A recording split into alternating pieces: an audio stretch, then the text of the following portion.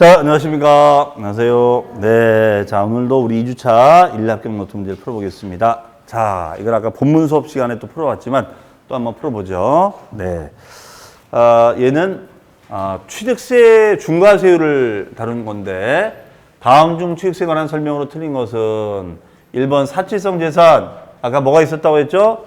별장, 골프장, 오락장, 고급선박, 고급주택. 그래서 별골 5선주. 자, 무조건 암기해요.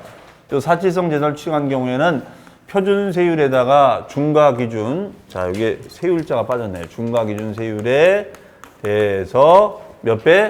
4배. 2배냐, 3배냐, 4배냐. 그렇죠. 요거 가지고 장난을 친단 말이에요. 그 다음에 여기서 표준세율은, 물론 우리 지금 요약서에는 아까 4%가 됐는데, 여기서 표준세율은 꼭 4%만 되는 건 아니에요.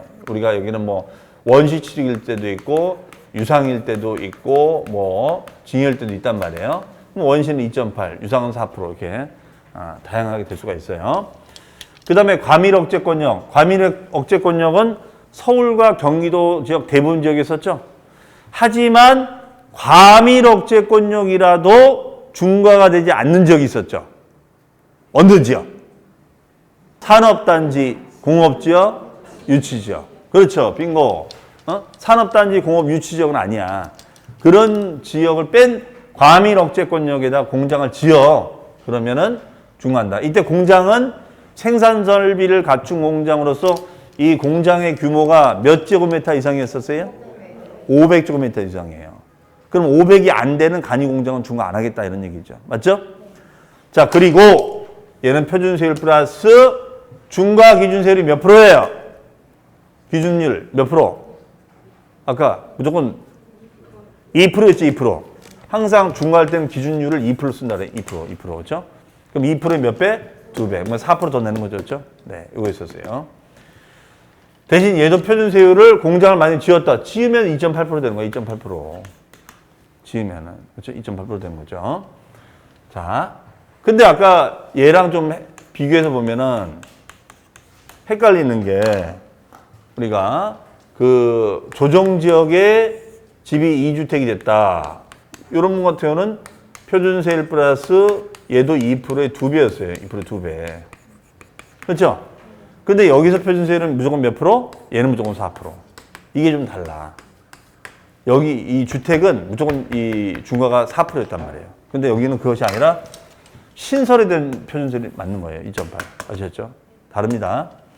그 다음에 대도시, 인구 50만 이상의 대도시를 말하죠. 거기에다가 부동산 취득하면은 똑같이 인구 밀도 높은 지역이 들어온 거니까 규제한다. 하지만 전국의 대도시가 아니라 과밀억제권역의 대도시를 말한다는 거죠. 다만 이제 시험 지문에는 어쨌든 표현은 얘는 대도시 내라고 나오고 얘는 과밀억제권역이 나온단 말이에요. 그렇죠? 그러니까 여러분들이 요걸 가지고 구분하시면 돼요. 그러면 이러한 대도시의 부동산을 취득하는 경우에는 표준세율의 몇 배? 3배에서 중과기준세율 2%에 2배를 차감해야죠. 차감한 것만큼 중과세를 적용한다. 그렇죠? 네. 이게 키워드가 되는 겁니다. 하여튼 이 키워드를 잘 보셔야 돼요. 그 다음에 이제 2번 중에서는 과밀지역이라도 중과가 되지 않는 경우가 있었죠. 뭐 어떤 거야, 아까? 뭐 산업단지, 공업지역, 유치지역, 공장을 승계하거나 규모가 작거나 과밀지역끼리 이전한다거나 몇 년 지나서 개발하면 5년 지나서 개발하면 중과하지 않겠다. 그렇죠? 그럼 4번. 조정지역의 1주택자가 집을 사면은 방금 요 중과되는 거죠. 2주택자가 됐을 때는 2%의 2배. 그래서 표준세율 플러스 중과기준세율의 4배가 아니라 몇 배요? 2배가 중과가 되죠. 2배. 그렇죠? 그 다음에 5번. 취득세는 분할 납부나 물납이 없다. 맞죠? 자. 다음 중 두 번째 문제입니다. 취득세에 관한 설명으로 틀린 것은. 자, 첫 번째. 취득세 신고 납부기한. 자, 이건 너무 쉬운 거죠?